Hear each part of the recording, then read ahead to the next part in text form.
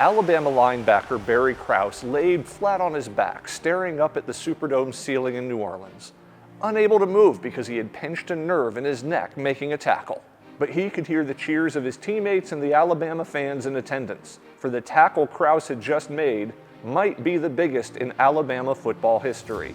The matchup between Alabama and Penn State was top-notch. Number 1 Penn State entered the game sporting the nation's top defensive team, while second-ranked Alabama had a dangerous ground game featuring the wishbone. Penn State also had a strong offense. Quarterback Chuck Fusina was the Heisman Trophy runner-up in 1978. The game was a real slobber knocker, as Penn State's offense was overwhelmed by Alabama's defense.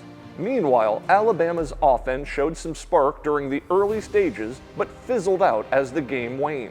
As the game moved to the fourth quarter, Penn State caught a break. With Alabama on their own 22-yard line, an option pitch flew behind an unsuspecting Tony Nathan and bounced on the turf. Penn State recovered and moved to the goal line.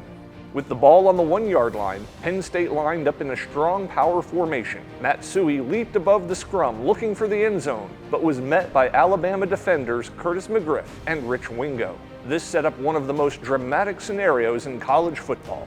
4th and goal. Penn State once again lined up in power formation and ran the ball. This time Mike Gooman found a hole for a split second and attempted to power through. On the other side of the hole was Barry Krause. When the two players collided, Krause felt time slow down. He was falling, and what was actually a couple of seconds seemed like 5 minutes, Krause said. He had stopped Gooman short of the goal line, and Alabama took over on downs.